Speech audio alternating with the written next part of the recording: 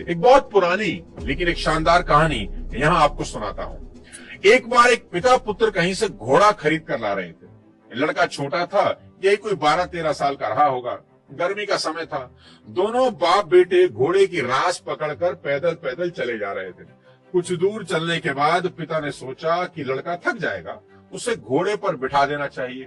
उसने लड़के को घोड़े पर बिठा दिया। कुछ दूर जाकर उन्हें दो यात्री दिखाई दिए।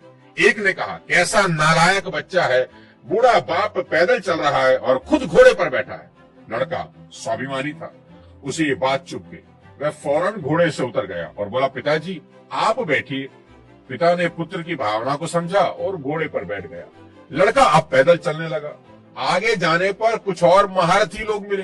बोला, कैसा संगदिल बाप है, छोटे से नाजुक बच्चे को पैदल चला रहा है और खुद लाड साहब बना घोड़े पर बैठा है।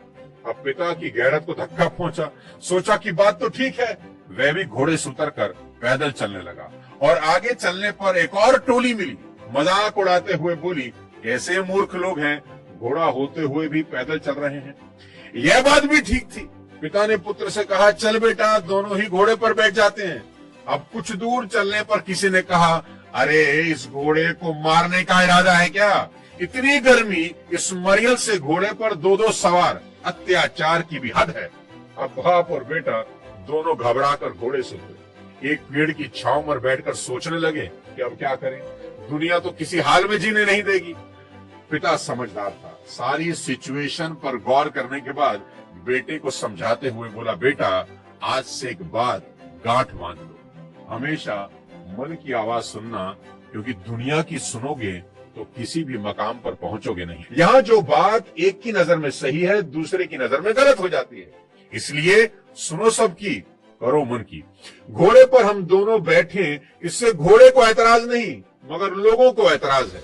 चल घोड़े को पानी पिलाकर ताजा कर लें, हम दोनों इस पर बैठकर चले। और उन्होंने ऐसा ही किया। घोड़े पर बैठकर उसे सरपट दौड़ा दिया।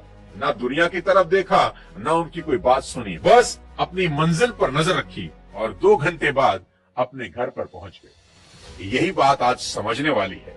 ये दुनिया किसी हाल में जीने नहीं देगी, इसलिए मन की सुनो और पूरे आत्मविश्वास के साथ चलो, आखिर में जीत आपकी ही हो। इसके लिए सबसे पहले उस शक्ति को जगाना होगा जो हमारे अंदर है, पर सो चुकी है।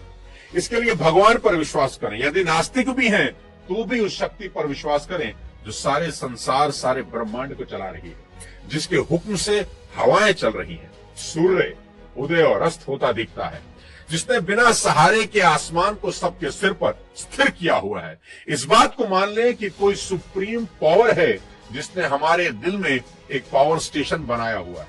बस कई लोगों ने उस स्टेशन का स्विच ऑफ कर रखा है। पीछे से सप्लाई पूरी हो रही है, सभी को बराबर पावर मिल भी रही है, बस आपका ट्रांसफार्मर ही बंद है, इसलिए शायद अंधेरा है। और जिन्होंने अपने पावर स्टेशन का स्विच ऑन किया हुआ है, उनकी जिंदगी में रोशनी की कोई कमी नहीं है। पूरे इलाके में एक समान बिजली की सप्लाई हो रही है, कॉलोनी का हर घर रोशन है, मगर आपके घर में अगर अंधेरा है तो दोषी कौन है? बिजली विभाग नहीं, आपकी ही वायरिंग में फॉल्ट है, बस उसे ही ठीक करना है। अधिकतर लोग इसलिए दबी और कुचली जिंदगी जी रहे हैं क्योंकि वे अपॉर्चुनिटी को पहचान कर भी ढीले ढाले बने रहते हैं। वो डिसाइड ही नहीं कर पाते कि मौके का फायदा कैसे उठाया जाए। मैं पर्सनली ऐसे बहुत से लोगों को जानता हूं और मिला हूं जिनका जीवन बिना किसी चप्पू पतवार के चल रहा है।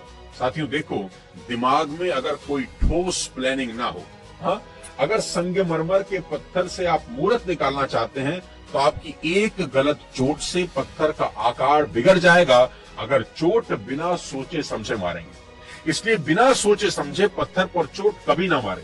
कुछ लोगों को लगता है कि पत्थर पर दिन भर चोट मारते रहो, मारते रहो, मारते रहो, कुछ ना कुछ तो निकल ही आएगा। ये स्टाइल ही गलत है। इससे अच्छा है कि औजार साइड पर रख लें, कुछ आराम करें और सोचें कि इस पत्थर से मूर्त क्या निकालनी है, फिर चोट मारें।